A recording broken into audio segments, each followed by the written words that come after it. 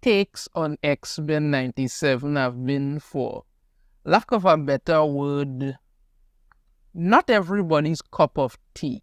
You know, a lot of people have been very pissed at what I have said, and I mean, in regards to it, like I said, I thought X-Men 97 was okay, but I did have some problems with it, but I think it was okay. When I posted up stuff that, the numbers are showing and the ratings for it are not good, people aren't watching it, or people were pissed off at me and said, it's not me making it up, people, those are just the facts. People are watching it, but they're not watching it on Disney Plus. That's just a given. There's nothing I could do about it, and that's just the way the facts are. Now, one thing I wanted to, I decided not to cover it in my review of X-Men 97 because I wanted to do this as a separate video because I think it needed to be done. And it boils down to one very simple fact. X-Men 97 ruined Rogue. That's really the only way to put it. They ruined Rogue. Rogue as a character was interesting. She was captivating, all these different things. But they just took all of that and just turned it into somebody that's completely unrecognizable. The Rogue from the original X-Men animated series and this Rogue, completely different. And allow me to explain why. Let me go through exactly what it is happened that they really did with Rogue. The first thing is the Magneto and Rogue relationship. It made no sense in the comics. It makes no sense here. The fact of the matter is, this was supposed to be a continuation of X-Men, the animated series. And there was never any indication in the original X-Men animated series that Rogue and Magneto ever knew each other, had any connection to each other, anything. She literally didn't even care when Magneto was supposed to have died, the time with the whole asteroid, when Magneto was supposed to have died, she literally didn't care. She couldn't be bothered. She wasn't interested in it at all. You understand me? But now you expect everybody to believe that they had this big relationship thing that was going on all this time, and now that they're there, it's all supposed to be something to get back into. I mean, we all supposed to be sitting there and talking like, oh, well, this happened, and trying to make it seem like this was something. You completely retconned it to put this in. And then now we go on to the second point, where you have Rogue being all doe-eyed and naive about Magneto's vision for mutants. I mean, when she was telling Gambit it, she was like, oh, mom introduced her to this man. He was a nice man, and he told her certain things about it, and he had all these thoughts about art and music and how mutants could do this and all that and the other, and all of this. And she brought she grew to really enjoy being with him, and they grew close. But her whole thing is that he had night terrors and all kind of thing. And she goes, so yeah. So all the mutant terrorism he was doing, you didn't have a problem with that. But the fact that you couldn't sleep because he was tossing and turning, that's why you decided to leave. Lord have mercy. I tell you what. It was really ridiculous. She talking about Magneto in his drive. I mean, you know what your so-called evil mom was. You knew what it is was going on, and you expect anybody to believe that is what happened. It's completely a whole character assassination for a character like Rogue. You would never see her acting in that manner, behaving like, she would actually be this naive in regards to what Magneto was doing. Because Rogue has always been smart. She knows what's going on. She was never an evil person. She was never evil. Even when she was with Mystique and all that stuff, it wasn't anything like she was about. She was just being manipulated to do that. But she knew right from wrong. But you're trying to tell me that she got in with Magneto because of this stuff and all, and she's all. I mean, you saw it. She was all naive and talking like, Magneto was such this great thing to see and all of this stuff. Which actually leads me to the next point. This creepy teacher-student grooming relationship thing. I mean, that was like so freaking creepy, honestly. You have Magneto and Rogue in this weird teacher-student relationship type thing where you could basically see Magneto is grooming her and she's perfectly happy to go along with it. Like, why would this ever be a thing? What was the point of it? It never happened in the comics, and the only way you could have ever fit this into this whole so-called Rogue and Magneto relationship into this series, you had to make these changes, and the changes didn't add up and didn't make sense at all. You made Magneto come off looking like a real, like a even bigger creep than he already is, and you made Rogue come off looking like some kind of doe-eyed, floozy who got picked up and groomed by her teacher. Jesus Christ, man. And then we go on to these secret affairs behind Gambit's back. I mean, when Nightcrawler, when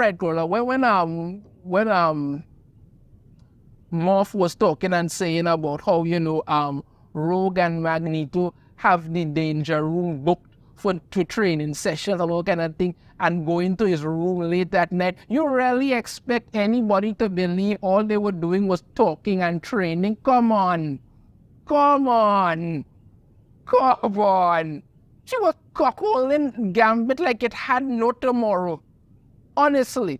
Which is an even bigger change because, in the original X-Men animated series, anytime Gambit showed any kind of interest in any other woman, Rogue used to get jealous as hell. But no, it's perfectly fine for her to have secret rendezvous with Magneto while Gambit stands in the corner, as a card shuffling cock. That makes sense. Actually, like every freaking thing about this just was so stupid. It was so badly done, it couldn't even be changed to say, well, okay, it's somehow making sense in any way, shape, or form. Because it wasn't. It literally wasn't. You were literally having so-called secret affairs behind Gambit's back, and we're all supposed to believe that this is something that happened because, again, that is more than my next point. They literally had to retcon 5 seasons of the original X-Men animated series to make this change. They literally had to do it. And in doing so, you've taken away a lot of what the X-Men animated series was about. Because when you throw that in there now, if you expect anybody to believe that this is actually a direct continuation of that series, you have many questions to ask. Why did this happen? Why was nobody aware of it? What was going on? You live with telepaths and none of them knew about this? Come on now, man. That is ridiculous. That is ridiculous and ridiculous on the face of it. And we go on to the next point, where basically she tells Gambit that she cannot be satisfied with him because they cannot touch. That is a complete retcon of Rogue. Because the thing about Rogue is that, yes, everybody needs contact and all kind of stuff, but that was never Rogue's biggest problem. The thing about Rogue is that she did not want to touch anybody because she didn't want to hurt them. You understand me? But what you've done here is basically turn it into she's saying to Gambit she can't be with him because she needs somebody that she could touch, that she could have this relationship with, that she could touch and enjoy with. So everything that made Gambit and you interesting, everything that Gambit put aside to try and end up in this relationship with you, all he fought for, all he did, you just basically say, listen, we can't go at it like horny rabbits. That's a problem, which is actually kind of stupid because, and this is a spoiler for anybody who doesn't know, the thing is that Gambit actually can touch Rogue for the same reason that he can kinetically charge objects and throw them. You understand me? He could actually they could tell that around his body to cancel out her ability to absorb stuff, but they haven't gotten them in the comic, in the animation yet, so that's the thing about it. But you're basically saying that you cannot be in a relationship with Gambit because you're not satisfied that you can't touch him.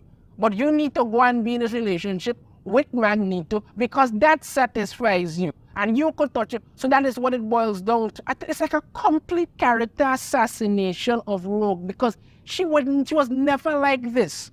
She was never this person who would behave like that. Yes, everybody needs some human contact. Everybody needs that. And I'm not going to say she never wished she could touch people. But she had morals, values. She's not going to say, hey, I'm just going to go hook up with my creepy teacher relationship thing because I can't touch you. So, fire for you. I'm going to do this. Yeah. I'm telling you, we're basically on the next point about how the whole thing about her is that she didn't want to touch people because she didn't want to hurt them. That was Rogue's whole thing. She got traumatized off of what happened with her first boyfriend and what happened with what her mother made her do to Carol Danvers and stuff like that. So she didn't want to hurt people. That's why she didn't want to touch people. Not because she she was craving something. No, she knew that by touching someone, she could drain the life from them, and she didn't want to do that. She didn't want to hurt anybody, so this is what she was. This is why she didn't want to touch. But you completely obliterated that. It's to turn around and say, hey, you know what? She can't be with Gambit because why? Because why? She craving something. She craving a man, and he can't do it, but she suicides it. Come on now. But I think the biggest problem that they had with Rogue in this whole thing is that she is unbelievably freaking selfish. Unbelievably selfish. Every decision that she makes is based around what she's feeling at the time. That's it, what she's feeling at the time. It has nothing to do with any kind of deep thought, nothing to do with any kind of morals, values, anything like that. I mean, okay, she had certain lines and things in the shows and all that, no problem with it. But when you get to the things I'm talking about involving her and Magneto, it's basically just her own selfishness that's doing this. That's what it is. That's what it is. Because I remember when it is in the original X-Men animated series, when Gambit sacrificed himself to stay on Asteroid M to let the other X-Men escape because they had been framed for killing Magneto. He sacrificed himself to let them stay. And when they got back, and Gambit wasn't there, Rogue was all about how, he decided to stay and leave. And then somebody told her and tell her, no, Gambit sacrificed himself so we could escape. And she felt so bad that she had ever told that about him because she knew he's not that kind of person. And it's something Rogue would do. Yes, Rogue has had thoughts about certain things she's wanted. She's always been, she's always been conflicted about not being able to touch people like that thing. Yes. But even when she went and she encountered Apocalypse, she knew that he was crazy and she wasn't winning it. That was it. But no, this whole iteration of her is driven solely by what she feels at the moment. That's it. She craving a little loving from Magneto, bam, she's gonna do it. She craving a little this, bam, she does it. She don't like it, bam, she does it. Now that's it. It's like everything is driven purely by just her own selfish desires and nothing else.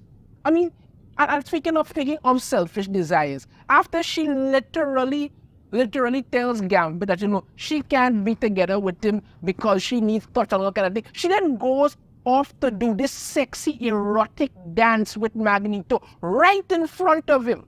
Right in front of Gambit. You understand me? Right in front of the man. You're doing it. Right in front of him. You already ripped his heart out and stomped on it, but no, you have to add fuel to the fire by doing that right in front of him. He's sitting right there and she doesn't even seem to care. Honestly, doesn't even seem to care. And then he gets up and leave, and then, this whole thing plays out just for her to come to this realization, oh, well, in the end, touch wasn't all that she needed. I mean, like, come on, but you never have to go through that to get to that point. Seriously, you never have to go through that to get to that point. And then, to even make it much worse and all, even when, the thing about it is that Gambit dies believing that she left him for Magneto. And the thing about it, because he died empty and alone. That's the honest to God truth, because the fact of the matter is that he never got any clarification from her about anything like that or anything. And then again, to even make it worse. Yeah, I'm not gonna deny the fact, when she was holding him there after he died and crying and saying that she can't touch him, she can't feel him and all kind of thing like that. Yeah, it was heartbreaking, all that, but again, selfish. Because you were literally just doing an erotic dance right in front of the man, and then not only that, while you're crying all over it. You told him you didn't want to be with him because why? You couldn't touch him. And then went right in front of him and did one of the most erotic dance X-Men I've ever seen. Right in front of him. And then after he kicked the bucket, saving you and others, then you go over to cry and all kinds of stuff and say, but you can't feel it. God's sakes, woman, how selfish could you be? And then the part where she eventually teams up with Magneto. People were like, oh, well, the grief. I think that grief, for the minute she and Magneto started to get a little too touchy-feely for their own good, I knew she was going to join him no matter what. I knew it. She was going to let him no matter what. Because that is what it boils down to. Selfish again. Why would you go and join up with the very man who you literally left Gambit for, and then acting like grief? So okay, so you have such grief. You don't think maybe you should, try and honor his memory by being the best X-Men that you can be, helping to save the world? No. Once again, selfish on the face of it. She goes and joins up with Magneto just because. Then gives this bullshit speech to the rest of the X-Men, talking about how Storm wasn't there and all that thing. I mean, Storm and Gambit have a better relationship than anybody else, because literally Gambit knew Storm before she was even an X-Men. He saved her life, and if I'm not mistaken, Storm was the one who eventually brought him into the X-Men. They had that relationship and never really expanded on that. And then she was talking about, oh, you all weren't there. You didn't see what happened on Genosha. Nightcrawler was there. But no, you abandoned the X-Men to go with the very guy who you left Gambit for, just because. I think the character of Rogue in X-Men is beyond selfish and just absolutely destructive. They ruined her as a character, and it's hard to see how they could possibly find any way to do anything else and just keep going, because the way it ended, they were like pretty much setting up for she and Magneto to start bumping boots again. That's what it is. I'm telling you, looking at what they did to Rogue in this was beyond shocking and just beyond disturbing.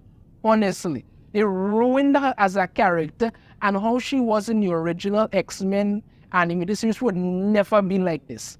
Ever. It was really badly done. Really, really badly done. And this is why I decided to make a video specifically about this, because it just wasn't right. In any way, shape, or form, it just was not right. Let me know your thoughts on this in the comments. If you have a different opinion, I'd love to hear it. If you like the video, hit that thumbs up. Subscribe if you haven't already. Ring the notification bell to be notified every time I put out a new video. And I shall see you all next time. Take care.